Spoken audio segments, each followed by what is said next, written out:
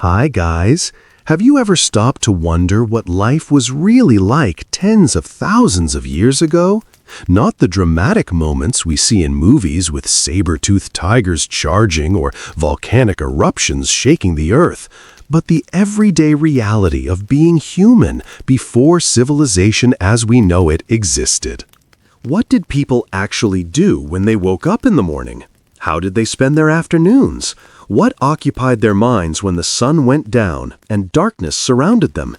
Today, we're going to explore the surprisingly complex, surprisingly boring, and yet absolutely fascinating daily routines of our ancient ancestors. We'll dig deep into the mundane moments that made up the vast majority of prehistoric life, from the Stone Age through the dawn of early human settlements. This isn't a story about hunting mammoths or discovering fire, though we'll touch on those things. This is about the reality of survival, the rhythm of days that stretched into years, the small tasks that consumed hours, and the social dynamics that shaped human consciousness long before anyone thought to write anything down. Okay, friends. Before you settle in, if you enjoy this kind of deep dive content, then click the like button and don't forget to subscribe. And yes, leave a comment letting me know where you're watching from and what time it is there. Now, dim the lights and turn on the fan, and let's dive into tonight's journey together. Let's begin by setting the stage. When we talk about cavemen, we're generally referring to anatomically modern humans who lived during the Paleolithic era, which spanned from about 2.5 million years ago to roughly 12,000 years ago. The people we're most interested in are those who lived between 50,000 and 10,000 years ago, when humans had fully developed the cognitive capabilities we possess today, but lived in a world utterly unlike our own. These weren't brutish, unintelligent creatures grunting at each other. They were us, just born into circumstances we can barely imagine. Their brains were the same size as ours, their emotional range just as complex, their capacity for language, art, and abstract thought every bit as developed. The main difference was the world they inhabited and the accumulated knowledge they could draw upon. Imagine waking up in a cave or a simple shelter made of branches, leaves, and animal hides. The first sensation would be temperature. Without climate control, you'd feel the actual ambient temperature of your environment, whether that was the biting cold of an ice age morning or the humid warmth of a temperate forest. Your body would be tuned to these sensations in a way modern humans rarely experience. You'd know, just from how the air felt on your skin, what kind of day it would be, and what activities that would demand. The second thing you'd notice is the group around you. The group around you. Prehistoric humans lived in bands of roughly 20 to 50 individuals, sometimes smaller, occasionally larger. These weren't just your family in the nuclear sense we understand today. This was your entire world, the only people you might see for months or even years at a time. As you opened your eyes, you'd see others already stirring, perhaps someone tending to a fire that had been kept alive through the night, children beginning to fuss, older members of the group slowly rising from their sleeping spots. The fire was central to everything. Maintaining fire was one of the most important daily tasks, and it wasn't as simple as striking a match. If your fire went out, starting a new one required significant effort and skill. Most groups kept at least one fire burning continuously, which meant someone had to feed it throughout the day and night. Fresh wood needed to be collected, arranged properly, and monitored constantly. The fire provided warmth, protection from predators, light after sunset, and the means to cook food. It was also a gathering point, a social center, where people congregated to eat, talk, make tools, and tell stories. The person or people responsible for fire maintenance on any given day had a crucial job, one that required attention and responsibility. A child might be tasked with gathering small twigs and kindling, while adults brought larger logs and managed the actual flames. The process of starting fire from scratch when necessary was an involved procedure that required patience, skill, and the right materials. The most common method was the bow drill technique, which involved a wooden spindle rotated rapidly against a flat piece of wood called a fireboard. The friction generated heat, creating glowing embers in the dust that accumulated at the point of contact. These embers were then carefully transferred to a bundle of dry tinder, shredded bark, dried grass, or plant fibers, and gently blown on until flames appeared. The whole process could take 15 to 30 minutes of sustained effort, and it didn't always work on the first attempt. Damp conditions, poor materials, or simple bad luck could mean multiple tries before success. This is why keeping fire alive was so important. Restarting it was labor-intensive and not guaranteed. Alternative fire-starting methods existed in different regions and times. The hand drill method used similar principles but relied on rapidly rolling a stick between the palms, requiring even more physical effort and skill. Percussion methods involved striking certain types of stone, particularly flint or iron pyrite, against each other or against steel if available in later periods to create sparks that could ignite tinder. Each method had advantages and disadvantages, and skilled individuals might know multiple techniques, using whichever was most practical given available materials and conditions. The type of wood chosen for fire mattered significantly. Different woods burned at different rates, produced varying amounts of smoke, and created coals that lasted longer or shorter periods. Hardwoods like oak, hickory, or maple burned slowly and produced long-lasting coals ideal for cooking and overnight fires. Softer woods like pine or spruce ignited easily and burned hot but quickly, making them good for getting fires started or creating quick heat. Dead wood that had dried while still standing was preferred over wood that had fallen and absorbed moisture from the ground. People learned to identify good firewood at a glance, knowing which trees provided the best fuel and where to find dead branches that would burn well. Smoke management was another consideration. Too much smoke made the shelter uncomfortable and could irritate eyes and lungs.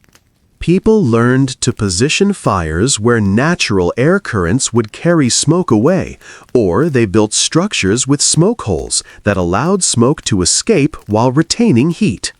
Green wood produced more smoke than dry wood, which could be useful for smoking meat or driving away insects, but was undesirable for general cooking and heating fires. Understanding these nuances was part of the practical knowledge everyone needed to possess. Once people were awake, one of the first orders of business was water. Humans need water daily. And in a time before wells, pipes, or stored containers that could hold large quantities, this meant going to the source. Depending on where your group was camped, this might mean a short walk to a nearby stream or spring, or it could involve a longer trek to a reliable water source. Containers were made from animal bladders, hollowed gourds, large shells, or tightly woven baskets sealed with tree resin. Filling these, carrying them back to camp, and ensuring everyone had access to clean water was a daily necessity that could take an hour or more, especially if the water source was distant. In winter, if you lived in colder climates, you might have to break through ice or melt snow, adding another layer of complexity to this simple but vital task. Food acquisition was, of course, the dominant concern of prehistoric life. This is where the popular imagination tends to focus, hunting and gathering. But the reality was far more nuanced than the term suggests. Let's start with gathering, which actually provided the majority of calories for most prehistoric groups. Gathering meant knowing your environment with incredible intimacy. You needed to know which plants were edible and which were toxic, when different plants produced seeds, nuts, or fruits, where to find roots and tubers, which insects and grubs could be eaten, where birds nested and when their eggs were available, and how to extract marrow from bones scavenged from predator kills. This knowledge was vast, complex, and absolutely essential for survival. The seasonal cycles of plant availability created a natural calendar that governed much of daily life. In early spring, when stored winter foods were running low and many plants hadn't yet produced their fruits or seeds, people might rely heavily on early greens, shoots, and roots. Young fiddlehead ferns, new grass shoots, and the first tender leaves of many plants provided fresh nutrition after months of preserved foods. This was often the hungriest time of year, sometimes called the starving time, when food stores were depleted and new growth was just beginning. People might lose weight during this period, their bodies drawing on fat reserves built up during more abundant seasons. As spring progressed into early summer, a wider variety of plants became available. Different species flowered and set fruit on different schedules, creating a sequence of foods that ripened week by week. People tracked these progressions carefully, knowing that the wild strawberries would ripen first in the warmest, sunniest spots, followed by other berry species in succession. They knew which nut trees produced early and which late, which roots were best harvested in spring and which in fall, and how to identify plants at different stages of growth. Late summer and early fall brought peak abundance in many regions. Berries of all kinds ripened in profusion. Nuts began falling from trees. Seeds matured on countless plant species. Fish ran in rivers, moving to spawning grounds. Animals were fat from summer feeding, making them both more nutritious and more vulnerable to hunting. This was a time of intensive food gathering and processing, working long days to take advantage of this brief window of plenty. People ate fresh foods in quantities that would have seemed gluttonous at other times of year, building up body fat that would sustain them through leaner months ahead. Gathering required specialized knowledge about preparation methods for different foods. Many plants that are edible after proper preparation are toxic or unpalatable without it. Acorns, which were a staple food in many regions, contain bitter tannins that must be leached out before eating. This involved shelling the acorns, grinding them into meal, then repeatedly soaking the meal in water, discarding the water and replacing it, until the bitterness was gone. This could take days of processing for a large batch. Similarly, many roots contain compounds that must be broken down through cooking before they're digestible. People learned which foods required what preparation, and children watched and helped with these processes from early ages, gradually mastering the techniques themselves. Insect foods, while often overlooked in discussions of prehistoric diet, provided important protein and fat. Certain caterpillars, beetle grubs, grasshoppers, ants, and termites were all consumed in various regions. These insects were often seasonal, available in large quantities at certain times of year. Collecting them required knowledge of their life cycles and habitats. Some insects could be eaten raw, while others were better cooked. Honey, when available from wild beehives, was a prized food, intensely sweet, high in calories, and rare enough to be special. Harvesting honey was dangerous, as it meant dealing with aggressive bees, but the reward made the risk worthwhile. The wax from hives was also useful for various purposes, including waterproofing and as a component in adhesives. A typical gathering expedition might begin mid-morning and involve primarily women and children, though men participated as well, especially when gathering required more strength or involved potential danger. The group would spread out within sight of each other, each person knowing what to look for based on the season and location. They carried baskets or pouches made from woven plant fibers or animal skins. They used digging sticks, often just sharpened branches hardened in fire to extract roots from the ground. This was physical work, requiring bending, digging, reaching, walking, and constant attention. You couldn't daydream your way through gathering. You had to actively search, identify, and harvest.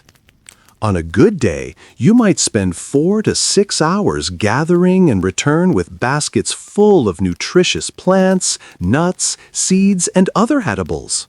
On a bad day, you might find very little, which meant the group would go to sleep hungry. The knowledge required for successful gathering was encyclopedic. Consider that in some environments there might be hundreds of plant species, and you needed to know which were edible, how to prepare them, what parts to eat, and when they were available. Some plants required processing. Certain roots had to be cooked to break down toxins. Some nuts needed to be leached in water for days to remove bitter or harmful compounds, and some berries that were safe in one season became dangerous in another. This information was passed down through generations, taught from parent to child through observation, practice, and storytelling. It was a form of education every bit as rigorous as what we experience today, just delivered in a completely different context. Hunting, the other half of the food equation, was less frequent but more dramatic. Contrary to popular depictions, prehistoric humans didn't hunt large game every day or even every week. Hunting was dangerous, energy-intensive, and often unsuccessful. A more realistic pattern would be a major hunt every week or two, with smaller opportunistic hunting happening more frequently. Small game, rabbits, birds, rodents, fish, could be caught with traps, snares, and simple tools, and this provided a steady supplement to gathered foods. These smaller hunting efforts might happen daily, with individuals checking trap lines or spending an hour or two trying to catch fish with spears or woven nets. Fishing, where available, was a reliable food source that bridged gathering and hunting. Coastal groups and those living near rivers or lakes developed sophisticated fishing techniques. Spearfishing required patience and accuracy, standing or sitting motionless near the water, waiting for fish to come within range, then striking quickly and precisely. Nets woven from plant fibers could be stretched across streams or used to encircle schools of fish in shallow water. Fish traps, constructed from woven materials or arranged stones, allowed fish to swim in but made escape difficult. These traps could be left in place, checked daily, providing a passive source of food that required minimal ongoing effort. Different seasons brought different fish species, and people learned these patterns. Salmon runs, where massive numbers of fish swam upstream to spawn, provided brief periods of extraordinary abundance in certain regions. During these runs, people could catch more fish than they could eat fresh, leading to intensive preservation efforts, smoking, drying, and storing fish for use throughout the year. The arrival of the fish run was a major event, with groups gathering at prime fishing locations, working together to maximize the harvest and celebrating the abundance with feasting and ceremony. Shellfish gathering in coastal areas was another important food source, particularly for groups living near oceans or large lakes. Clams, mussels, oysters, and other shellfish could be collected in large quantities during low tides. This work was often done by women and children, wading in shallow water or working along beaches to gather these protein-rich foods. Shell middens, large accumulations of discarded shells, mark locations where prehistoric people repeatedly harvested and processed shellfish over long periods, sometimes for thousands of years.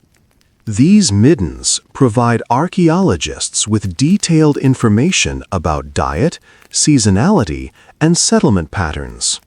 Waterfowl and their eggs provided seasonal food sources in wetland environments. Ducks, geese, and other water birds nested in marshes and along shorelines. During nesting season, people could collect eggs, a rich, nutritious food that was easy to gather and required no hunting skills. Later, when young birds were learning to fly and were still awkward and vulnerable, they could be caught by hand or with simple nets. Adult waterfowl were hunted with throwing sticks, slings, or later, bows and arrows. The seasonal migrations of waterfowl created predictable patterns that people incorporated into their annual cycles. The large hunts, the ones that targeted deer, bison, wild horses, or other big animals, required coordination, planning, and teamwork. These hunts were social events that involved most of the able-bodied adults in the group. Preparation might begin the day before, with weapons being checked and repaired, strategies discussed, and scouts sent out to locate herds or track individual animals. The hunters would leave early in the morning, carrying spears, atlas, spear-throwing devices that increased range and power, and later bows and arrows. They might also carry provisions for a hunt that could last all day or even multiple days. The development of hunting weapons represented significant technological achievement. The earliest weapons were simple wooden spears, sharpened and hardened in fire. These required close approach to prey, making hunting extremely dangerous. The atlatl, a spear thrower that effectively lengthened the hunter's arm and increased leverage, was a revolutionary innovation. It allowed spears to be thrown farther and with more force, enabling hunters to strike from greater distances.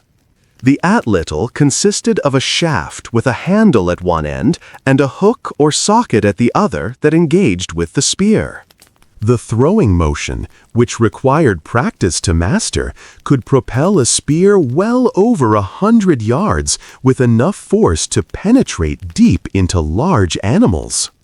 The bow and arrow, which appeared later in prehistory, offered even greater advantages. Arrows could be shot accurately at longer ranges, were faster than thrown spears, and a hunter could carry many arrows while only one or two spears. The bow required both hands but allowed for more precise aiming. Creating an effective bow required understanding of wood properties, which types had the right combination of flexibility and strength, how to shape the bow to maximize power, how to create and attach a bowstring from sinew or plant fibers. Arrows needed to be straight, properly balanced, and fitted with points and fletching that stabilized their flight. Making quality arrows was skilled work, and a good set of arrows was valuable property. Hunting strategies varied depending on the prey and terrain. Stalking involved approaching prey carefully, using terrain and vegetation for cover, moving slowly and quietly, always staying downwind.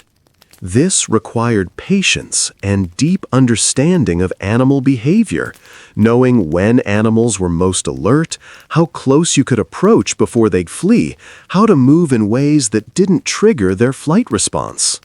A successful stalk might take hours, crawling through brush, freezing motionless when animals looked up, waiting for the perfect moment to strike.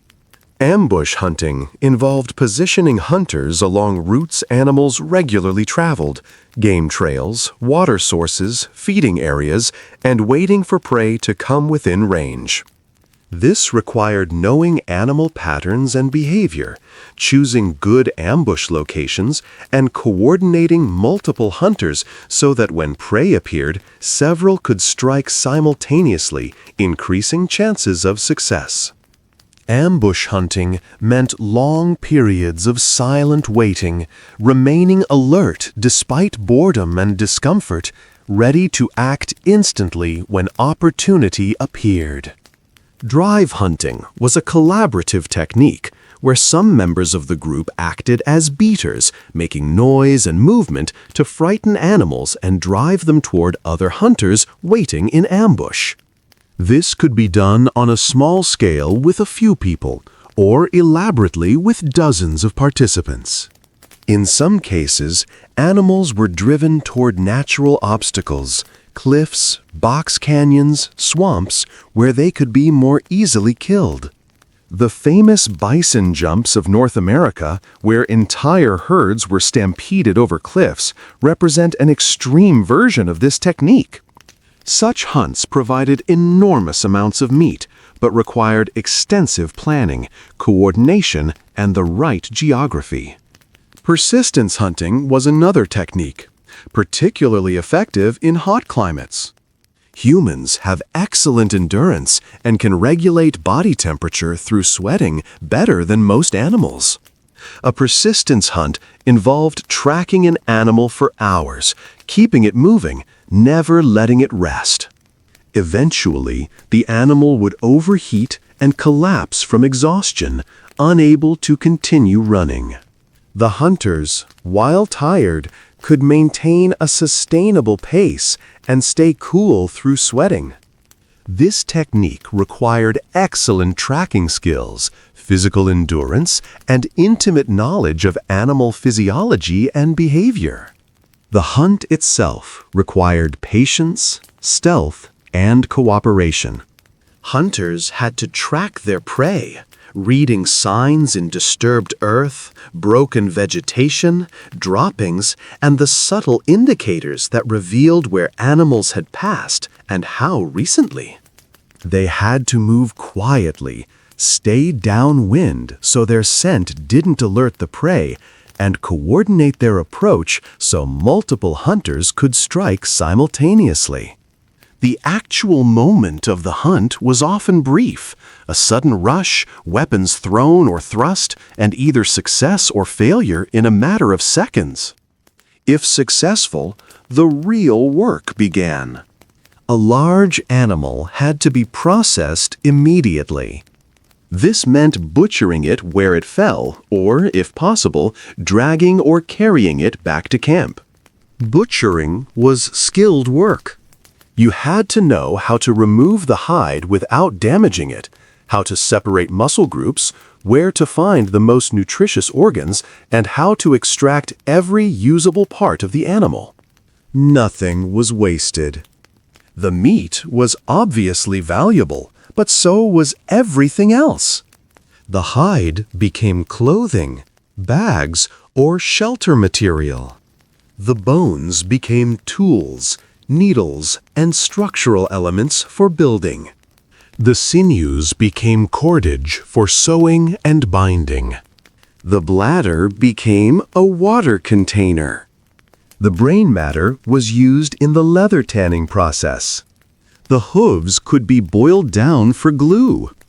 Even the contents of the stomach, partially digested plant matter, sometimes provided useful materials or, in desperate times, marginal nutrition. Processing a large animal could take an entire day or more, with different people performing different tasks. Some skinning, some butchering meat, some working on the hide, some cracking bones for marrow, and some starting the process of cooking or preserving what had been harvested. Preservation was its own challenge.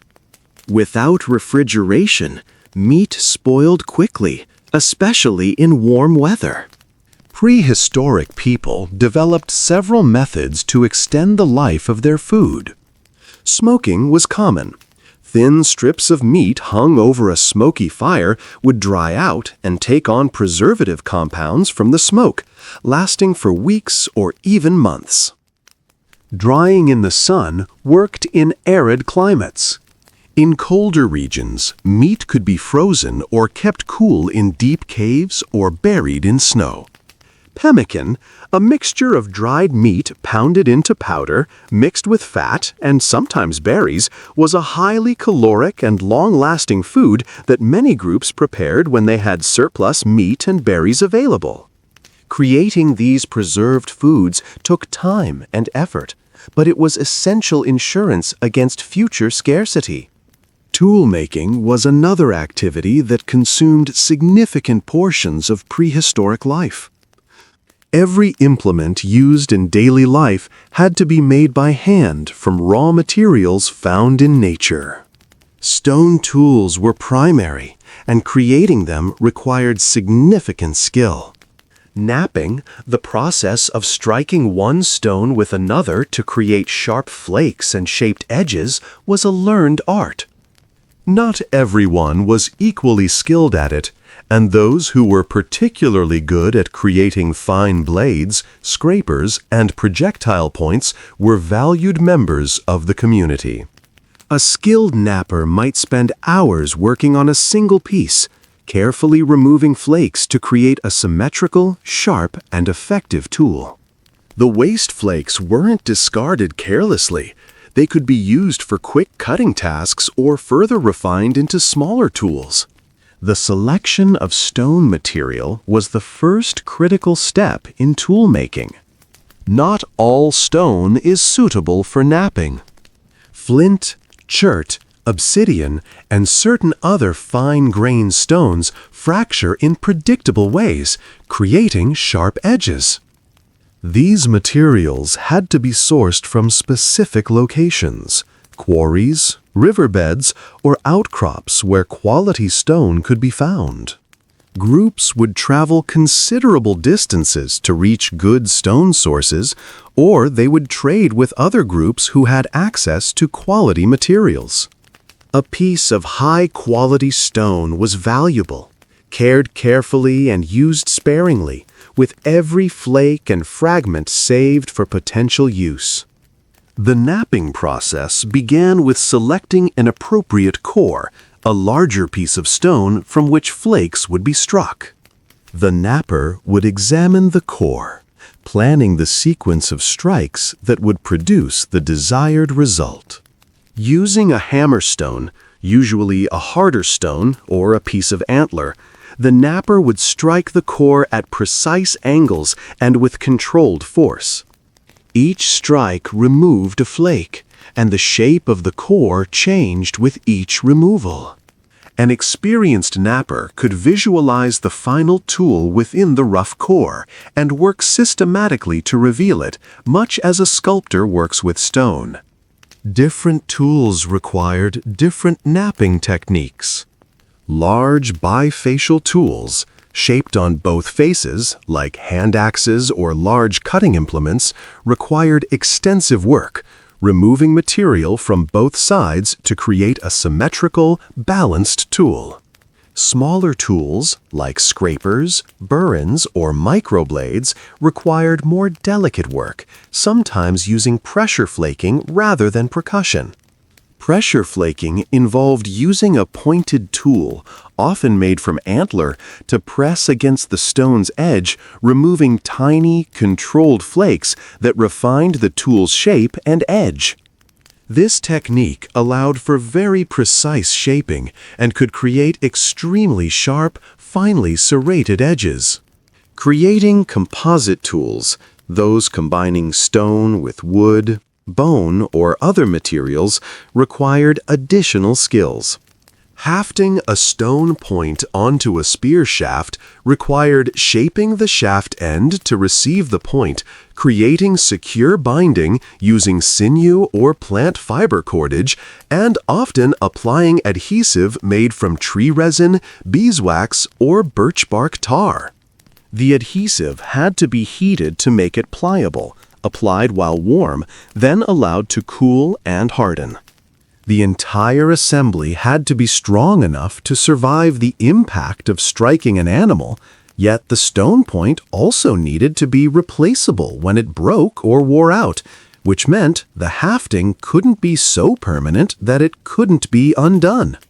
Bone and antler tools were equally important and required different manufacturing techniques. These materials are tough and won't fracture like stone, so they must be carved, ground, or abraded into shape. Bone needles for sewing were made by first selecting an appropriate bone, usually from a bird or small mammal, whose bones were hollow and appropriately sized. The bone would be cut to length, then ground on abrasive stone to create a point at one end and smooth the shaft. A hole for thread would be carefully drilled or bored through the blunt end using a stone drill bit rotated with a bow drill or by hand. Creating a serviceable needle might take several hours of painstaking work, but the resulting tool was invaluable for making and repairing clothing. Antler was particularly useful for making tools that required strength and some flexibility. Antler tines could be carved into pressure-flaking tools, spear points, harpoons for fishing, or handles for other implements. The branching structure of antlers provided natural shapes that could be exploited. Antler was worked by sawing with stone blades, scraping with sharp flakes, and grinding on abrasive stones. The material could also be softened by soaking in water, making it easier to work, then allowed to dry and harden again in the desired shape. Other tools required different skills. Wooden spears had to be carved from straight branches, hardened in fire, and sometimes fitted with stone points that were attached with cordage and plant-based adhesives. Baskets were woven from plant fibers, a time-consuming process that required gathering the right materials, processing them to make them pliable, and then carefully interweaving them in patterns that created strength and integrity. Clothing was made from animal hides, which first had to be cleaned, then scraped to remove fat and tissue, then treated with a mixture that often included animal brains, then worked and stretched to make them soft and flexible. Sewing these hides together required bone or antler needles and thread made from sinew, and the process of creating a single garment could take many days of work. The creation of cordage, rope, or string was essential and time-consuming. Almost everything in prehistoric life required binding, tying, or sewing, which meant cordage was constantly needed and constantly wearing out. Plant fibers from bark, leaves, or stems were the primary material. Nettles, flax, yucca, and numerous other plants provided fibers that could be processed into cordage. The plants had to be harvested at the right time, then the fibers extracted through a process called retting, soaking the plant material to rot away everything except the strong fibers. These fibers were then dried, combed to align them, and spun together by rolling them against the thigh or using a simple spindle. The resulting cord could range from fine thread suitable for sewing to thick rope capable of bearing substantial weight. The spinning process itself was meditative work that could be done while sitting, talking, or watching children. A person might sit for hours, continuously processing fibers into usable cord, building up a supply that would be used for countless purposes, binding spear points, creating nets, sewing clothing, attaching handles to tools, making snares and traps, securing shelter components, and tying bundles for transport. The constant need for cordage meant that fiber processing and spinning were ongoing background activities, often done by multiple people simultaneously while engaged in conversation or storytelling. Leather production from animal hides was a complex, multi-stage process that transformed raw hide into soft, durable material suitable for clothing, bags, shelters, and containers. The process began immediately after an animal was killed. The hide had to be removed carefully to avoid tears or cuts that would weaken the final product. Fresh hide was heavy and would rot if not processed, so work began quickly.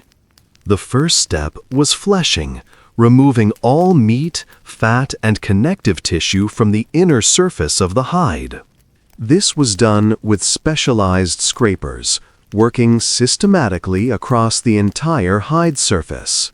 Once fleshed, the hide needed to be either preserved for later processing or tanned immediately. Quick preservation could be achieved by drying, salting if salt was available, or by cold smoking. For tanning, the process that makes leather soft and prevents it from rotting or becoming stiff when wet, several methods were available. Brain tanning, widely used in prehistoric times, involved working animal brains into the hide. Brains contain oils and enzymes that break down the proteins in the hide, making it soft and pliable. The process required mixing brains with water to create a paste, working this paste thoroughly into the hide, then repeatedly stretching and working the hide as it dried. This labor-intensive process could take several days of continuous work, but produced beautiful, soft leather.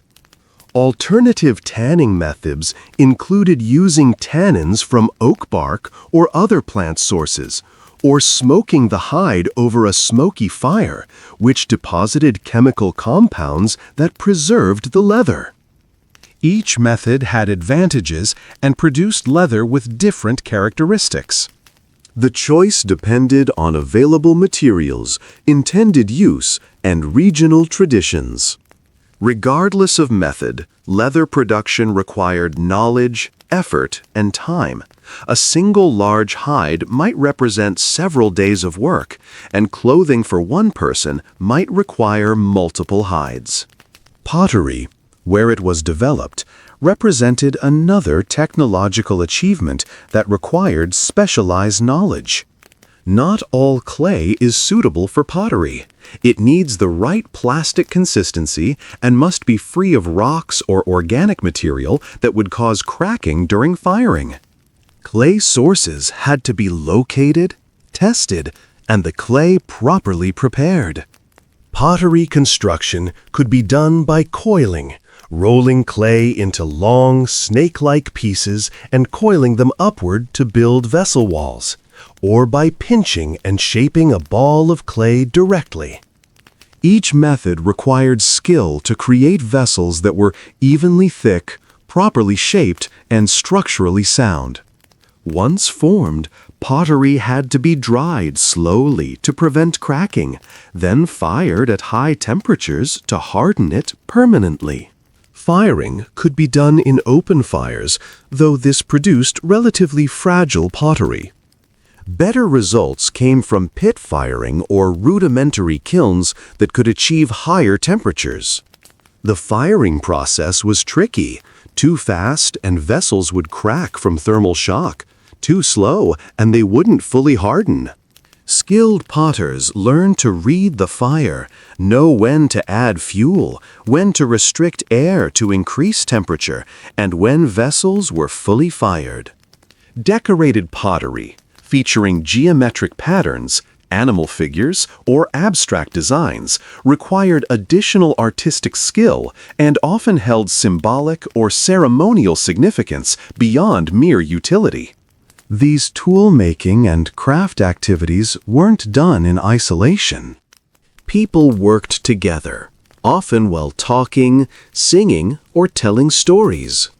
A group of people might sit in a circle around the fire, each working on different tasks, one person knapping stone tools, another sewing a hide, another weaving a basket, another sharpening a spear, while children played nearby and everyone talked.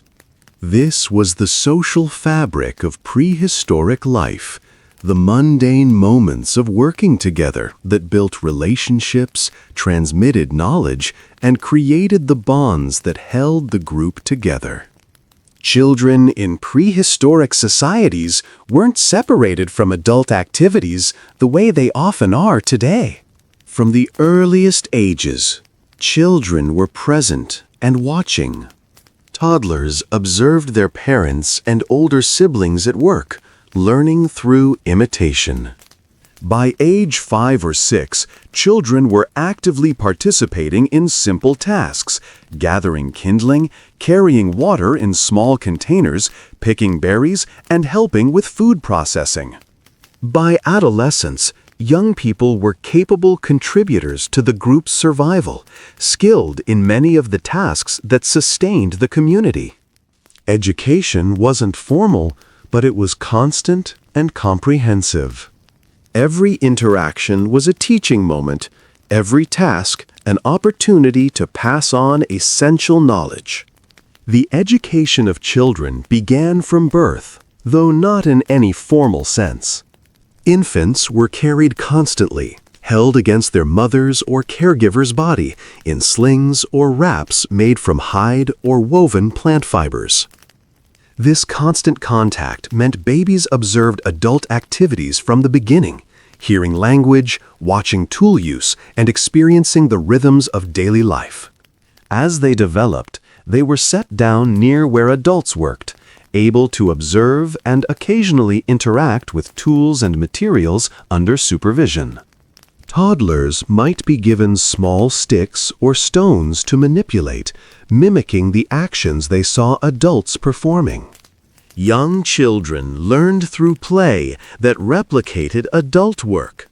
They gathered pebbles pretending they were berries, built miniature shelters from sticks and leaves, made mud pies mimicking food preparation, and created simple tools from whatever materials they could find.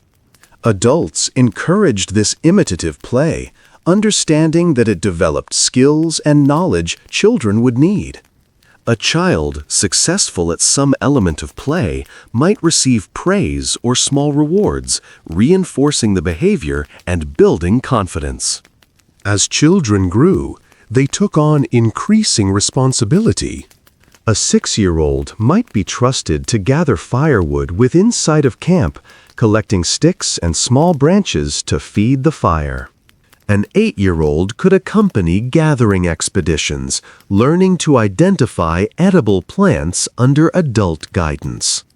By 10 or 12, children were performing significant work, helping to process hides, weaving baskets under supervision, assisting with food preservation, and caring for younger siblings. The transition from child to adult wasn't marked by a specific age, but by demonstrated capability and acceptance of responsibility. Adolescence brought more formal instruction in specialized skills. Young people might apprentice themselves informally to skilled practitioners, A talented napper teaching a young person the finer points of stone tool creation. An experienced tracker teaching a youth to read signs in the environment. A skilled weaver passing on complex basket patterns. These teaching relationships were personal and ongoing, built on mutual respect and the recognition that knowledge needed to be transmitted to younger generations to survive. Rites of passage marked the transition to adulthood. These varied across cultures, but often involved tests of skill, endurance, or courage. A young person might be sent alone into the wilderness for several days, required to survive independently and return with some proof of their capability, perhaps game they had killed or a vision experience they had received. Such initiations served multiple purposes. They tested practical skills, built confidence, created powerful memories that bonded individuals to their group's traditions, and clearly marked the change in status from child to adult. Play was also important, though it often mimicked adult activities. Children made small versions of adult tools, practiced throwing spears at targets, built miniature shelters, and played games that developed the skills they'd need as adults. Running, climbing, tracking, hiding, and other physical activities weren't just play, they were training for survival. Adults encouraged this kind of play because it prepared children for their future roles in the group. Social relationships were complex and crucial. In a group of 20 to 50 people, everyone knew everyone else intimately. You knew each person's strengths, weaknesses, moods, quirks, and history. There was no privacy as we understand it, no ability to retreat into a private space or live an anonymous life. Every conflict, every romance, every alliance and rivalry played out in front of the entire group. This created strong pressure to maintain social harmony. People who were consistently difficult, selfish, or aggressive could find themselves ostracized, which in the prehistoric world was essentially a sentence of being left to fend for oneself. Conflict resolution was therefore important. Groups developed customs and practices for managing disputes. Elders often played a role in mediating conflicts, using their experience and respect to help disputants find resolution. Sharing was enforced by social pressure. Someone who consistently hoarded food or resources would face criticism and reduced standing in the group. Cooperation was rewarded with status, respect, and preferential treatment when it came to mate selection and other social goods. Mating and reproduction were obviously important, though the specifics varied between groups. Pair bonding was common, with couples forming relationships that could last for years or even a lifetime. However, the structure wasn't necessarily monogamous in all cases, and different groups had different customs around relationships, parenting, and sexual behavior. What was consistent was that children were valued and protected by the entire group, not just their biological parents. This communal approach to child rearing meant that if something happened to a child's parents, the child would still be cared for by others in the group. Pregnancy and childbirth were dangerous in prehistoric times, and infant mortality was high. A woman might give birth to 6 or 7 children in her lifetime, but only 2 or 3 might survive to adulthood. Childbirth happened with the assistance of other women in the group who had experience and knowledge about the process. Recovery time after birth was short by modern standards. A new mother might rest for a few days, but would soon need to return to gathering and other activities, carrying her infant with her in a sling or wrap. Elderly members of the group, those who survived past the age of 50 or 60, were relatively rare but highly valued. They carried decades of knowledge and experience, remembered events and conditions from long ago, and could provide crucial information during times of crisis. They might be less physically capable, but their contribution through knowledge, storytelling, and guidance was significant. Groups cared for their elderly, sharing food even when the older person could no longer contribute to food acquisition. Religion and spirituality were present in prehistoric life, though their exact forms are difficult to determine. We know from cave paintings, carved figurines, and burial practices that prehistoric people had symbolic thought, aesthetic sensibilities, and beliefs about forces beyond the immediate physical world. They observed the sky, noted the movements of the sun, moon, and stars, and recognized patterns in nature. They likely attributed agency and intention to natural phenomena, storms, floods, animal migrations, and other events that affected their lives. Rituals, ceremonies, and symbolic practices helped groups make sense of their world and their place in it. Storytelling was central to prehistoric culture. Around the fire at night, people told stories. These stories served multiple purposes. They transmitted practical knowledge, how to track animals, where to find water in drought, which plants were safe to eat. They reinforced social norms and values, stories about cooperation, bravery, or the consequences of selfishness. They explained the world, myths about how the world was created, why animals behaved certain ways, or what happened after someone passed. And they entertained, providing amusement and emotional connection during the long, dark hours when work was impossible. These storytelling sessions could last for hours. Everyone participated in some way. The most skilled storytellers might take the lead, but others would interject, add details, correct points, or contribute songs and chants. This oral tradition was sophisticated and rich, capable of transmitting enormous amounts of information across generations without any written record. The same stories might be told repeatedly, with slight variations, reinforcing the lessons and details until they became deeply embedded in cultural memory. Music was also part of prehistoric life. Bone flutes dating back tens of thousands of years have been found, proving that prehistoric people created musical instruments and played them. Percussion instruments were easy to create, striking stones together, hitting sticks on logs, or using stretched hide drums. Singing required no instruments at all, just the human voice, and singing together was a bonding activity that created group cohesion and shared emotional experiences. Music might accompany certain activities, rhythmic chanting while grinding grain, songs during long gathering expeditions, or ceremonial music during important group events. Art was created, not just in the famous cave paintings, but in portable forms. Art was created not just in the famous cave paintings, but in portable forms.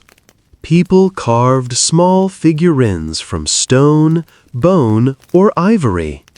They decorated their tools and weapons with geometric patterns or animal figures. They adorned their bodies with ochre paint, shells, feathers, and other materials. This artistic expression wasn't frivolous. It was a fundamental part of being human, a way of expressing identity, status, and connection to the spiritual world. Seasonal changes dictated the rhythm of life. In temperate and cold climates, winter was a time of reduced activity. Food was scarcer, Travel was more difficult, and groups might spend weeks at a time in their shelters, living off stored food and waiting for conditions to improve. These winter months were times for intensive tool-making, storytelling, and social interaction. Spring brought renewed activity. Plants began growing again. Animals emerged from hibernation or returned from migration, and people could expand their foraging range. Summer was often the most productive time, with abundant plant foods, active animal populations, and long daylight hours allowing for extended workdays. Autumn was a time of preparation, gathering and preserving as much food as possible before winter returned. Migration was common for many groups.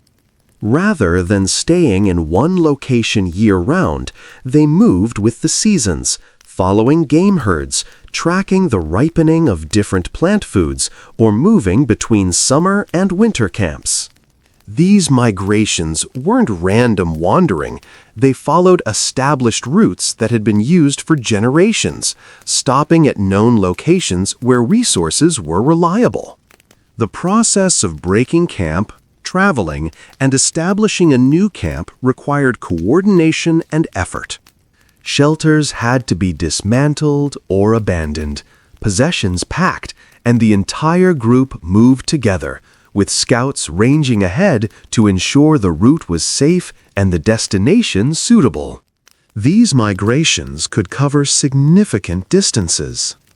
Some groups might travel hundreds of miles over the course of a year, while others operated in smaller territories. The decision about when to move was collective, based on signs that local resources were depleting, knowledge of what would be available elsewhere, and agreement among the group's members. Disputes about when and where to move could be serious, and if disagreement was strong enough, groups might split, with some members going one direction and others another. Encounters with other groups were significant events. These might be planned gatherings at traditional meeting places, usually during seasons of abundance when multiple groups could be supported in one area. These gatherings were opportunities for trade, the exchange of information, social bonding, and finding mates outside one's immediate group. They were festive occasions with feasting, games, competitions, and extended storytelling and music. Young people from different groups could form relationships, sometimes joining a new group when they paired with someone from that group. These exchanges of people helped maintain genetic diversity and spread innovations and knowledge between groups. However, not all encounters were friendly. Competition for resources, historical grievances, or simple misunderstanding could lead to tension and conflict. Violence between groups did occur, though how frequently is debated among researchers. Some evidence suggests that cooperation and peaceful interaction were more common than conflict, but when violence did happen, it could be intense and deadly. Groups defended their territories and resources, and individuals known for bravery and protecting the group were highly valued. Healthcare in prehistoric times was surprisingly sophisticated in some ways and brutally limited in others. People understood that certain plants had medicinal properties. Some reduced pain, others helped with digestion, some could slow bleeding or reduce infection. This ethnobotanical knowledge was extensive and formed the basis of traditional medicine that continued into historical times. Setting broken bones was understood, with evidence of healed fractures showing that people survived serious injuries. Dental problems were common, with worn teeth and abscesses being frequent issues, though tooth extraction was sometimes performed. However, many conditions that are easily treated today were not survivable in prehistoric times. Serious infections, complications from childbirth, appendicitis, severe injuries, these could all be fatal. Life expectancy was short by modern standards, with many people not surviving past their 30s or 40s. Infant and child mortality was high. But those who survived childhood had a reasonable chance of living into their 50s or even 60s, and a fortunate few lived even longer. Physical fitness was simply a natural state of existence. There was no need for exercise routines because daily life required constant physical activity. Walking miles every day, carrying heavy loads, digging, climbing, throwing spears, processing hides, all of this kept people strong and capable. Modern diseases of inactivity, like heart disease and type 2 diabetes, were likely rare, though this is debated. On the other hand, physical trauma from injuries, arthritis from constant use, and parasitic infections were common. Hygiene practices existed but were limited by available resources. People bathed when possible, using water from streams or lakes. They likely used abrasive plants or sand to scrub skin. Hair and beards were maintained, though the tools available were crude. Sharp stone flakes could cut hair, and bone combs could detangle it. Dental hygiene was limited. No toothbrushes or toothpaste, though some groups used frayed sticks or their fingers with abrasive substances to clean teeth. Body odor was likely just accepted as normal, and lice and other parasites were common companions, picked from each other's hair and skin during social grooming sessions. Sleep patterns were different from what most modern people experience. Without artificial light, activities generally ceased after dark. The fire provided some illumination, but not enough for detailed work. So once the sun set and dinner was finished, people gathered around the fire for social time, then went to sleep relatively early. They might wake during the night. Evidence suggests that segmented sleep, where people sleep for a few hours, wake for an hour or two, then sleep again, might have been common. During these wakeful periods, people might tend the fire, check on children, talk quietly, or simply rest. Total sleep time was probably similar to what we need today, around 7 to 9 hours, but the pattern was more flexible and responsive to the natural light cycle. Dreams were taken seriously. In many prehistoric cultures, dreams were seen as messages or visions, ways that the spiritual world communicated with the physical world. Someone who had a particularly vivid or unusual dream might share it with the group, and people would discuss its meaning and implications.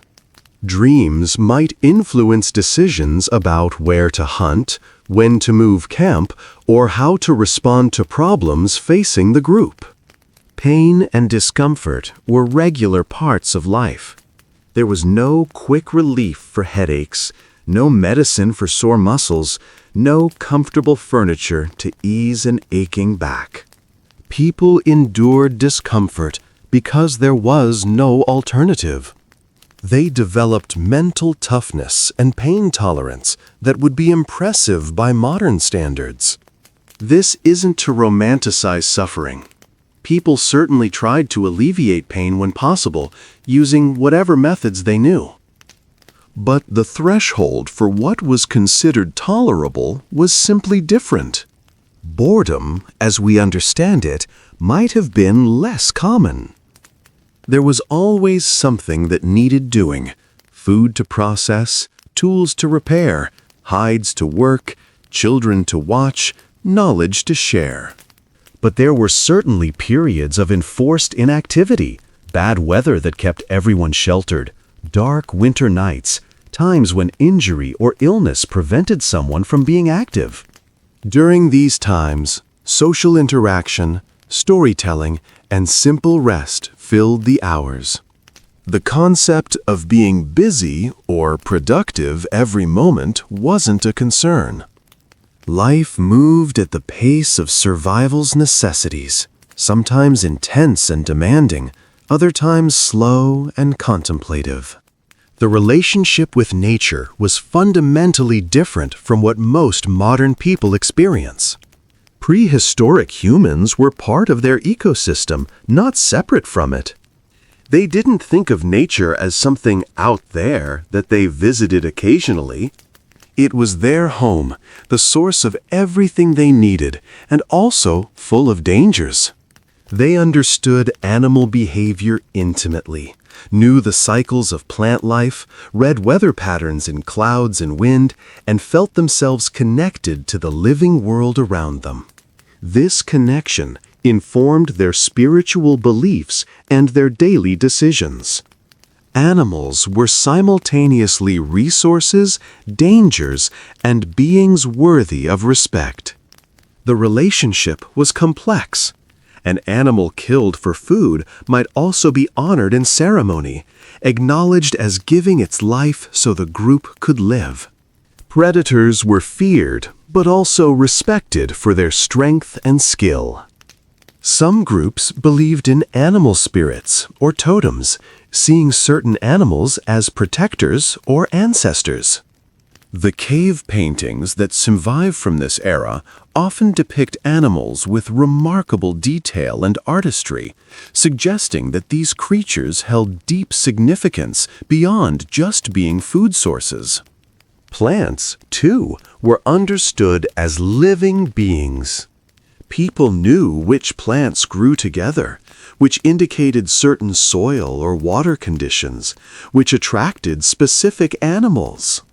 This ecological knowledge was sophisticated and holistic, recognizing the interconnections between different elements of the environment.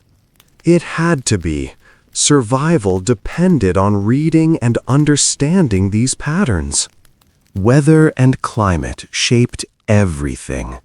A drought could devastate a region, forcing groups to migrate long distances or face starvation. A harsh winter could reduce populations significantly. But prehistoric people were adaptable. They could read signs of changing weather and adjust their plans accordingly. They knew how to find shelter from storms, how to protect themselves from temperature extremes, and how to exploit brief windows of good weather to accomplish essential tasks. Fire, as mentioned earlier, was central, but it's worth exploring its psychological and social dimensions as well. Fire was protection against the dark and what lived in it. It was warmth against the cold. It was a tool for cooking and crafting. But it was also a focus of community life, a gathering point that drew people together. The light of a fire in the darkness is hypnotic and comforting. Sitting around the fire, faces illuminated by flickering orange light, was when the group was most unified. The fire represented human mastery over nature, a piece of the sun brought down to earth, maintained and controlled for human purposes. The night sky held significance that's hard for modern people, with our light-polluted skies, to fully appreciate. On a clear night, far from any artificial light, the Milky Way is a brilliant band of light stretching across the sky. Stars are bright enough to cast faint shadows. The moon, when full, provides significant illumination. Prehistoric people lived under these skies every night, and they knew them intimately. They tracked the movements of stars, noted which constellations rose at different times of year, used the stars for navigation, and wove them into their mythology. The night sky was a calendar, a compass, and a storybook written in light. The concept of time was different. There were no clocks, no calendars in the modern sense. Time was marked by natural cycles, day and night, the phases of the moon, the changing seasons. People might count days by scratching marks on bone or tying knots in string, but long-term planning was based on natural signs rather than abstract dates. You didn't plan to move camp in 2 weeks. You planned to move when a certain plant began flowering, or when the geese flew south, or when the snow melted from a particular valley. Language was fully developed. Prehistoric humans had complete languages with grammar, vocabulary, and the ability to express abstract concepts. These weren't primitive grunts, but sophisticated systems of communication. However, without writing, language existed only in its spoken form. Everything had to be remembered and retransmitted orally. This put a premium on memory. People who could remember long genealogies, complex stories, detailed geographical information, or extensive plant and animal lore were valuable. Memory techniques, like associating information with places, using rhythmic patterns, or embedding knowledge in stories, helped preserve information across generations. Different groups spoke different languages, and language barriers could complicate interactions between groups. However, there was also a tradition of multilingualism. People who regularly interacted with other groups often learned multiple languages. This facilitated trade, diplomacy, and the sharing of knowledge. It also meant that linguistic diversity was high, with many distinct languages spoken across relatively small geographical areas. Trade did occur even in prehistoric times. Certain materials were only available in specific locations: high-quality flint, obsidian for especially sharp blades, ochre for pigments, shells for decoration. These materials moved across long distances, passing from group to group through trade networks. This trade wasn't commercial in the modern sense. There was no money, no markets. Instead, it was based on reciprocity and social relationships. You gave something valuable to another group, and they would remember and reciprocate later, either with material goods or with assistance in times of need. This created networks of obligation and mutual support that extended far beyond any single group. Status and hierarchy existed, but were more fluid than in later agricultural societies. Leadership was often based on demonstrated ability: the best hunter, the wisest elder, the most skilled healer. Leaders emerged based on their contributions and were followed because they had earned respect, not because they inherited a position. If a leader made bad decisions or lost the group's confidence, leadership would shift to someone else. This kept power relatively balanced and prevented the kind of extreme inequality that developed in later societies. Gender roles existed, with women generally focused more on gathering and men on hunting, but these weren't rigid. Women certainly hunted when needed, and men gathered. The division was pragmatic. Women's roles were compatible with childcare, as gathering could be done with children present, while hunting large animals was dangerous and required mobility that was difficult with small children. But capability was recognized regardless of gender, and individuals who excelled at particular tasks were respected for their skills. Property was minimal. You owned what you could carry, and hoarding beyond immediate need made little sense in a nomadic lifestyle. Personal items, tools, weapons, clothing, perhaps a few decorative objects were owned individually. But major resources like food, shelter, and prime gathering or hunting locations were communal.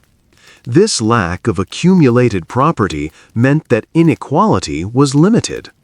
No one could become wealthy by our standards, and poverty meant being without the basic necessities for survival, which the group tried to prevent through sharing. Innovation happened, but slowly. A new technique for making tools, a better way to process hides, and improved trap design. These innovations would be adopted if they proved useful, then passed down through generations. But the pace of change was glacial compared to modern times.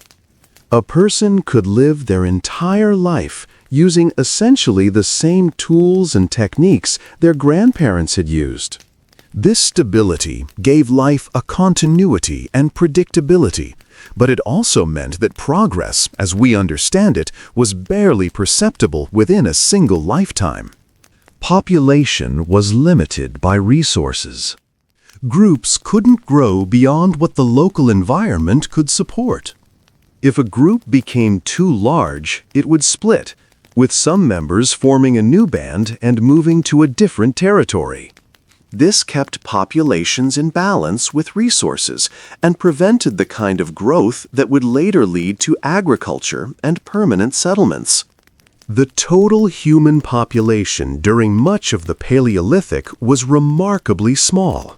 Estimates suggest that at various points there may have been only a few tens of thousands of humans alive on the entire planet. Disease was ever present, but different from what we know today.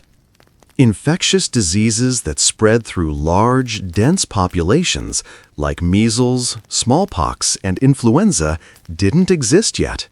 These diseases evolved much later, often jumping from domesticated animals to humans after agriculture was established. Prehistoric people faced injuries, parasites, dental problems, complications from childbirth, and infections from wounds. They also dealt with malnutrition during times of scarcity and the physical wear and tear of constant activity. The psychological state of prehistoric people is hard to reconstruct, but some things seem likely. Stress certainly existed, the stress of hunger, danger, social conflict, and loss. But some of the stresses that dominate modern life, job insecurity, financial worry, information overload, social comparison through media, were absent. Life was immediate and concrete. Your concerns were tangible: finding enough food today, staying warm tonight, maintaining your tools, keeping your relationships strong. There was probably less abstract anxiety and more acute, short-term stress related to immediate survival challenges. Mental health issues like depression and anxiety certainly existed, as they're part of the human condition, but the context was different. Someone experiencing depression might have less time to ruminate because survival tasks demanded attention. But they also had less access to effective treatment. The supportive community might help, being surrounded by people who knew and cared about you, having clear purpose and routine, being physically active. These are all factors that can support mental health. But trauma from witnessing violence, experiencing loss, or facing constant danger could also take psychological tolls. Curiosity and wonder were present. Prehistoric people were fully human, with the same capacity for awe, interest, and intellectual engagement that we have. They wondered about their world, asked questions, and developed explanations. Why does the sun rise and set? Where do people go when they pass? Why do some years bring plenty and others famine? These questions were answered through mythology, observation, and cultural traditions. The explanations weren't scientific in our sense, but they were meaningful and helped people make sense of their existence. Laughter and joy were part of life. We tend to focus on the hardships, and they were certainly real, but prehistoric people also experienced happiness, humor, love, and contentment. A successful hunt was cause for celebration. A child's first steps brought smiles. A particularly funny story might have people laughing around the fire. A clear, beautiful day after a storm was something to appreciate. Romance, friendship, and family bonds provided emotional fulfillment. Life wasn't merely grim survival, it was fully human, with the complete range of emotions we experience today. The transition from this nomadic, hunter-gatherer lifestyle to settled agriculture was gradual and took thousands of years. In some regions, people began to semi-settle, staying in resource-rich areas for longer periods. They might have started cultivating certain plants without fully committing to agriculture. They began building more permanent structures. Eventually, in several places around the world independently, full agriculture developed. People domesticated plants and animals, cleared land, planted crops, and stayed in one place permanently. This changed everything. It allowed populations to grow, led to the accumulation of property and inequality, enabled the development of specialized roles and complex societies, and ultimately led to civilization as we know it. But for tens of thousands of years before that transition, humans lived in the way we've been describing. They mastered their environment without dominating it, lived in balance with nature, and created rich cultures without cities, writing, or complex technologies. Their days were filled with the tasks we've explored: gathering food, making tools, maintaining fire, caring for children, telling stories, and navigating the complex social dynamics of small group living. The sophistication of this lifestyle is easy to underestimate. Prehistoric people possessed extensive knowledge that allowed them to thrive in diverse environments, from Arctic tundra to tropical forests, from coastal regions to inland plains.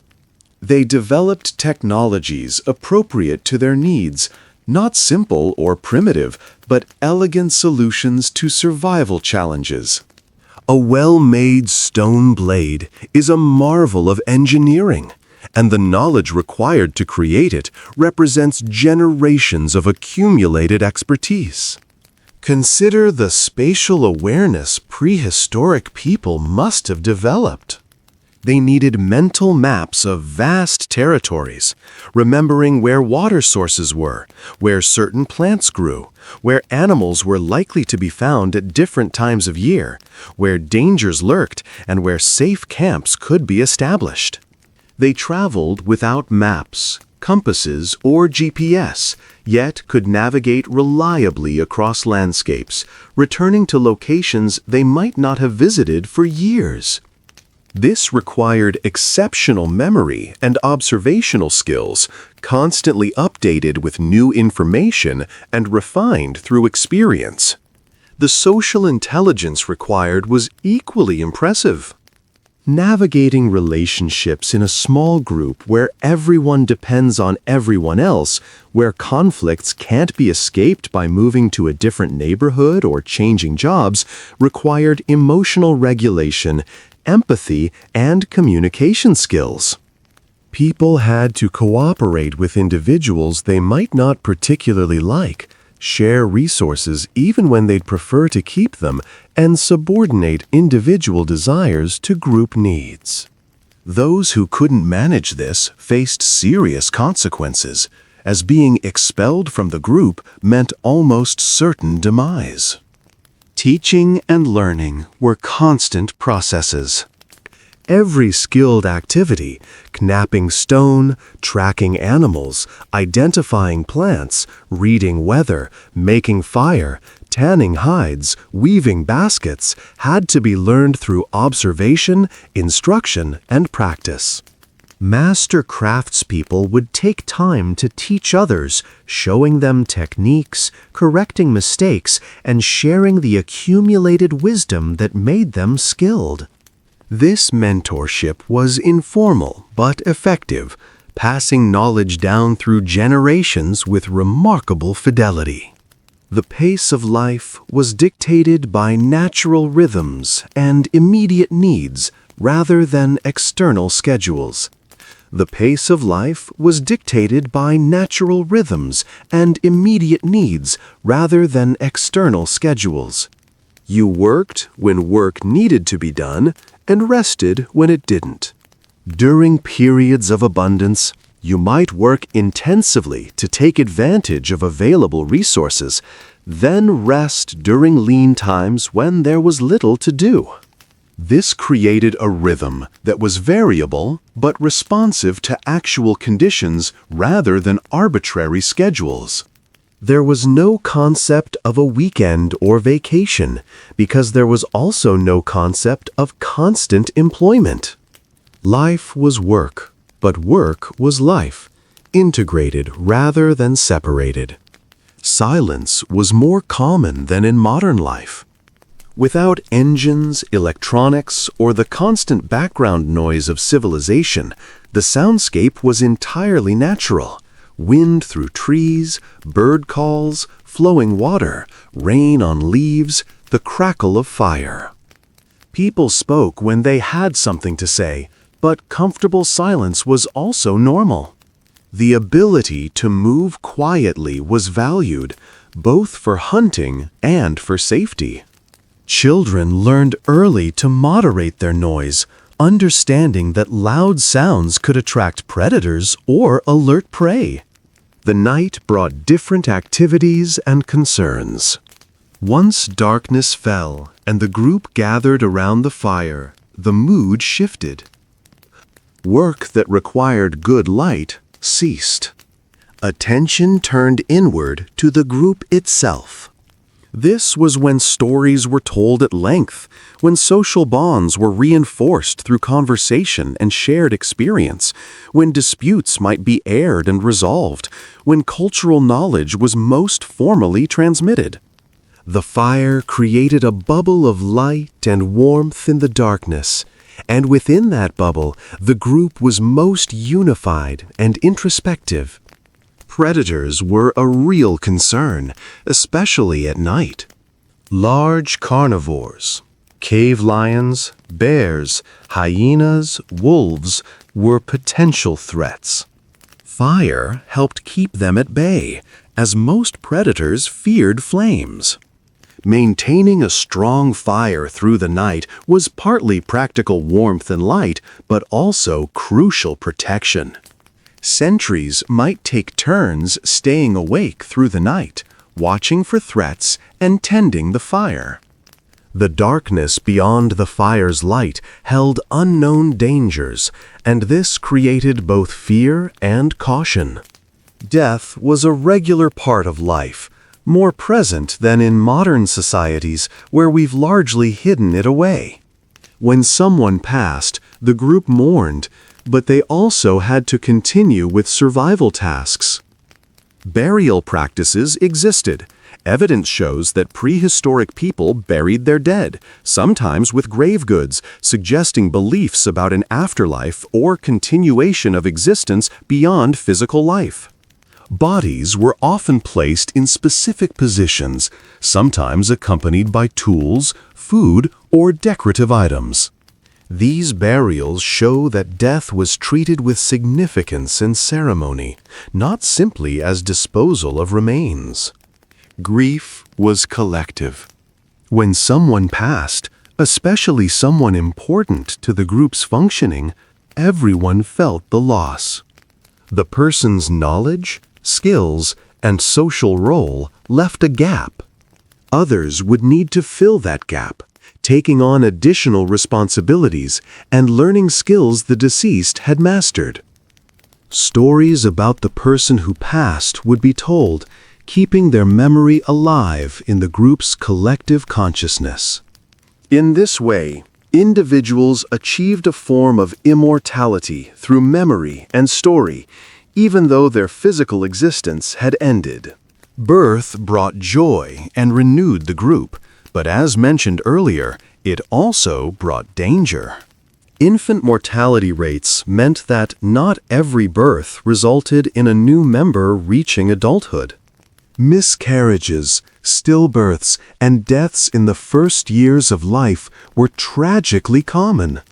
This created a different relationship with pregnancy and early childhood, joy and hope, but tempered with the realistic understanding that survival was uncertain.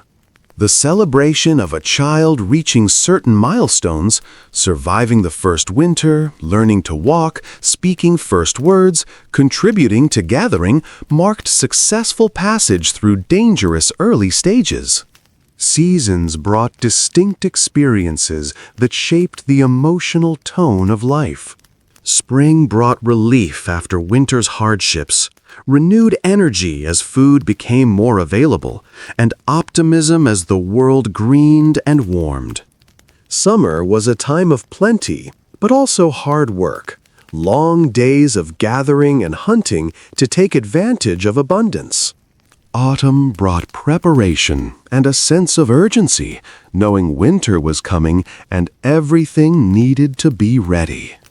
Winter brought challenges, but also a certain peace, a slowing down, more time for indoor activities, stories, and rest. The relationship between groups in the same region was complex. Neighboring bands might be rivals for resources, or they might be allies, partners in trade and intermarriage. These relationships could change over time, influenced by resource availability, interpersonal conflicts, or shifting alliances. A severe drought might increase competition and tension, while a period of abundance might facilitate cooperation and gathering. The ability to navigate these intergroup relationships was an important skill for group leaders and influenced a group's long-term success. Language barriers between groups, as mentioned earlier, could be overcome by individuals who served as translators or bridges between communities. These multilingual individuals played important diplomatic roles, facilitating trade, negotiating access to resources, and helping to resolve conflicts before they escalated.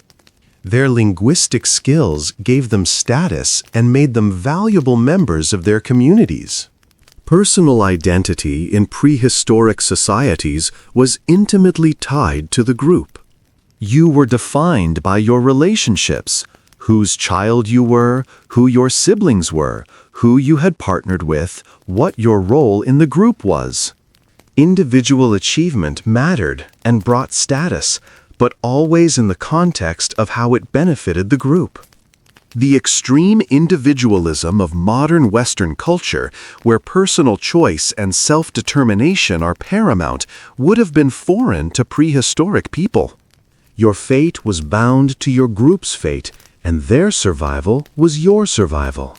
Names were important markers of identity, though we can only speculate about naming practices. Names might have referred to physical characteristics, circumstances of birth, personality traits, or animals. A person might have different names at different life stages, or nicknames that emerged from particular incidents.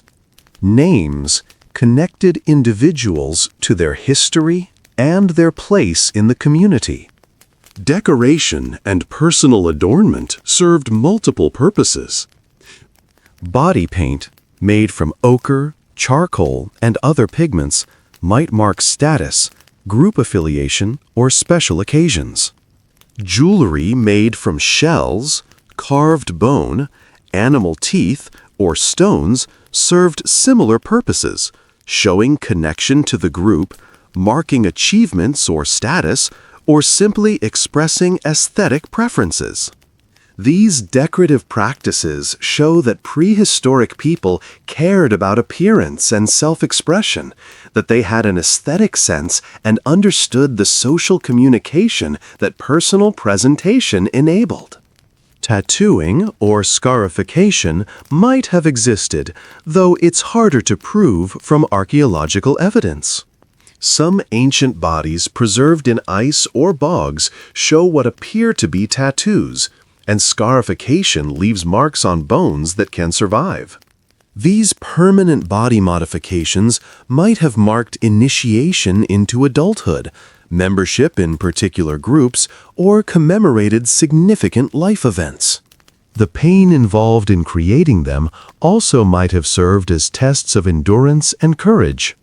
Music and dance went together, and dance was likely a common social activity. Moving together to rhythm builds group cohesion and provides emotional release.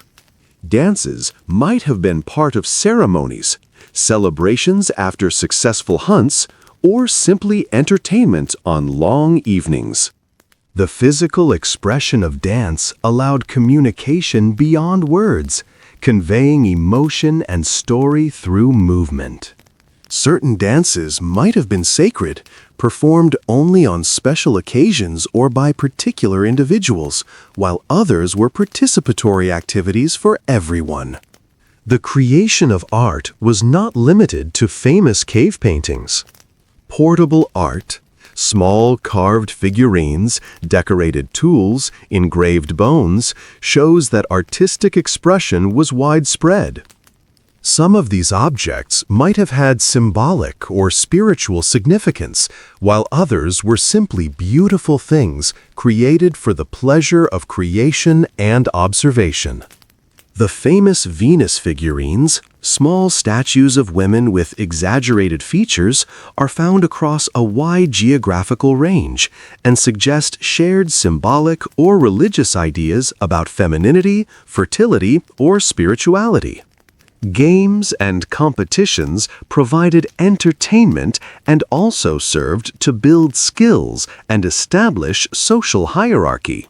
Throwing competitions with spears or rocks, races, wrestling matches, tracking challenges, these activities were both fun and functional, allowing people to demonstrate their abilities and maintain their skills. Success in these competitions brought status and respect, while they also built camaraderie and gave people something to discuss and remember. Humor and laughter were universal human experiences. People told jokes, played pranks, laughed at absurd situations, and found humor in daily life. This isn't something we have direct evidence for, but given that humor is universal across all known human cultures, it certainly existed in prehistoric times. The ability to laugh at difficulties, to find amusement in unexpected situations, and to share joy with others is fundamentally human and undoubtedly helped prehistoric people cope with the challenges they faced. Food had social and symbolic dimensions beyond mere nutrition. Certain foods might have been reserved for particular individuals or occasions. The best cuts of meat might go to the most successful hunters or to pregnant women. Feasts celebrating successful hunts or seasonal abundance were social events that reinforced group bonds. Sharing food was a fundamental expression of social connection and obligation. To share your food with someone was to acknowledge relationship and reciprocal responsibility. Cooking was both practical and creative. Cooking was both practical and creative. While much food could be eaten raw, cooking made many things more digestible, killed parasites, and created new flavors and textures. Prehistoric people experimented with different cooking methods, roasting directly in flames, baking in hot ashes, boiling in hide containers or clay pots using heated stones, smoking, or combining ingredients in various ways. They developed preferences and techniques, creating what we might call cuisine, distinctive ways of preparing and combining foods that varied from group to group. Medicine and healing combined practical knowledge with spiritual practices. A healer might use herbal remedies that had real pharmacological effects, but would also perform rituals, chants, or symbolic acts meant to address spiritual aspects of illness. This integrated approach recognized that health involved both physical and spiritual dimensions. A person's spirit or relationship with spiritual forces might be seen as causing illness, requiring spiritual intervention alongside physical treatment. Shamans, or spiritual specialists, if they existed in a group, held important positions. These were individuals with special knowledge of the spiritual world, who could communicate with spirits, interpret omens, or perform ceremonies. They might have been healers, but their role went beyond physical healing to include spiritual guidance, conflict resolution, and maintaining proper relationships between the human community and the spiritual forces that influenced their lives. Entry into this role might have involved special training, initiation, or recognition of innate abilities. Dreams, visions, and altered states of consciousness might have been deliberately sought for spiritual insight. Fasting, sleep deprivation, rhythmic dancing, and possibly the use of psychoactive plants could induce experiences interpreted as contact with the spiritual world. These experiences informed decision-making, provided comfort and meaning, and helped individuals and groups navigate uncertainty. Not everyone would have these experiences, but those who did and could interpret them meaningfully held special status. The concept of luck or fate likely existed. When a hunt succeeded beyond expectation, or a person survived an injury that should have been fatal, or disaster struck seemingly at random, people sought explanations. Attributing these events to spiritual forces, luck, or destiny helped make sense of the uncontrollable aspects of life. Rituals might have been performed to court good luck or avoid bad fortune, creating a sense of agency even regarding events that were fundamentally unpredictable. Intergenerational relationships were crucial. Children learned from parents and elders, but also taught them in turn, sharing new ideas and perspectives. The elderly were repositories of knowledge, but also learners, understanding new conditions and incorporating information from younger generations. This multi-directional flow of knowledge kept cultural practices adaptable while maintaining continuity. The wisdom of age was respected, but so was the energy and innovation of youth. Conflict resolution mechanisms varied, but were essential. In such small groups, unresolved conflicts could tear the community apart.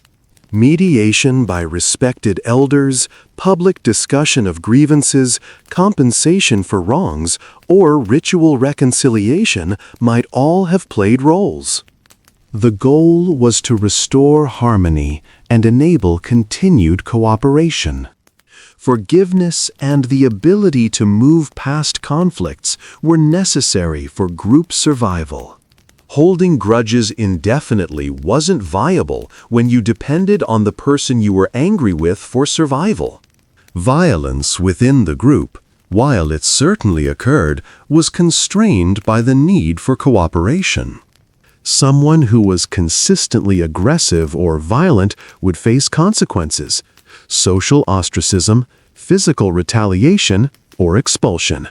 Most conflicts were resolved before reaching physical violence, but when violence did occur, it could be serious.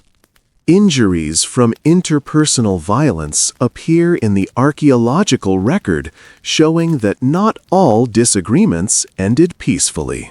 The concept of ownership was limited but real. Personal items belonged to individuals, but could be borrowed or shared when needed. Taking someone's property without permission was wrong and would face social sanction. Gifts created obligations. If someone gave you something valuable, you were expected to reciprocate eventually, creating ongoing relationships of exchange and mutual support that bound the community together. Sexuality was a natural part of human life, though specific practices and norms varied. Attraction, desire, and sexual relationships existed within whatever cultural framework the group had developed. Some relationships were formalized through pairing or ceremonies, while others might have been more casual. Taboos around incest prevented sexual relationships between close relatives, as this would have had obvious genetic consequences. Beyond that, practices varied widely. Pregnancy prevention might have been attempted through various means, herbal preparations, timing of intercourse, or other methods, though we can't know how effective these were. Despite any attempts at prevention, pregnancies occurred regularly, and children were generally welcomed as valuable additions to the group, ensuring its continuation into the future. The role of grandparents, when they existed, was particularly important. Older women past childbearing age could help care for grandchildren, allowing their daughters to continue gathering and contributing to food acquisition. This grandmother hypothesis suggests that the human lifespan, extending beyond reproductive years, evolved because these elder caregivers provided crucial support. Grandfathers also contributed through their knowledge, teaching, and participation in group decisions. Technology, while simple by modern standards, was constantly refined. A person might make hundreds of stone tools in their lifetime, each one slightly different, learning and improving their technique over time. The best tool makers could produce blades of remarkable quality, thin, sharp, and symmetrical. These superior tools were valued and traded, and the person who made them gained status and respect for their skill. Experimentation with new techniques or materials happened occasionally. Someone might try a new method of hafting a spear point, or experiment with a different way of hafting a spear, or attempt to create a new trap design. If these experiments succeeded, they'd be adopted by others and become part of the group's repertoire. If they failed, the knowledge of what didn't work was also valuable, preventing others from wasting effort on dead ends. The transmission of culture was robust, but not perfect. Each generation learned from the previous one, but small changes accumulated over time. A technique might be slightly modified, a story altered in the retelling, a custom adapted to new circumstances. Over many generations, these small changes could add up to significant cultural evolution, even while core elements remained stable. Contact with distant groups, through the trade networks mentioned earlier, exposed people to different ideas, technologies, and practices. A useful innovation from one region might spread across vast distances over time, carried from group to group. Similarly, genetic mixing through intermarriage spread genes across populations, maintaining human unity even while local populations adapted to their specific environments. Environmental knowledge was central to survival and was maintained with great care. People knew the landscape intimately, every hill, valley, stream, and distinctive feature. They knew where springs could be found, which caves provided good shelter, where flint could be quarried, where the best fishing was, and where dangerous animals had their dens. This mental map was complex and detailed, covering potentially hundreds of square miles, and was taught to children from an early age through constant exposure and explicit instruction. Changes in the environment were noted and responded to. If a water source dried up, alternative sources had to be found. If game became scarce in one area, hunting pressure would shift elsewhere, or the group might relocate. If a particularly productive plant-gathering site was discovered, its location would be remembered and visited seasonally. This adaptive relationship with the environment allowed prehistoric people to thrive in diverse and changing conditions. Climate fluctuations during the Paleolithic were significant, with ice ages alternating with warmer periods. These long-term changes, playing out over thousands of years, forced human populations to adapt or move. The archaeological record shows humans gradually spreading across the globe, entering new environments and developing the knowledge and technologies needed to survive there. This expansion was slow by modern standards, but represented remarkable adaptability and persistence. The moments of quiet observation were part of daily life, too. Sitting still while waiting for game, watching the horizon while others worked, observing animals or weather patterns, these contemplative moments allowed people to notice details, think about what they'd learned, and simply exist in their environment. The pace of life allowed for this kind of presence and observation in ways that modern rushed schedules often don't. Beauty was recognized and appreciated. A spectacular sunset, a field of flowers, a particularly graceful animal, a perfect stone blade. These things were noticed and remarked upon. Aesthetic appreciation is fundamentally human, and prehistoric people created and recognized beauty in their world. This appreciation informed their art, their decoration, and their choices about where to live and how to shape their environment. The night sky's importance can't be overstated. For people without artificial light, the stars were constant companions and sources of wonder. The movements of celestial bodies marked time, provided navigation, and inspired questions about the nature of the universe. Mythology often incorporated celestial objects, the sun, moon, stars, and planets, as characters or symbols in stories that explained the world's origins and structure.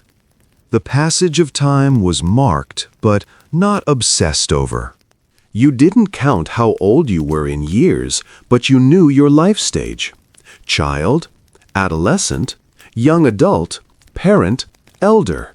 Certain events marked transitions: first successful hunt, first child, loss of parents, surviving to old age. These milestones defined your identity more than any numerical age. Memories were treasured and cultivated. Without written records, memory was the only way to preserve history, knowledge, and cultural identity. People would recount events from their past, keeping them alive in collective memory.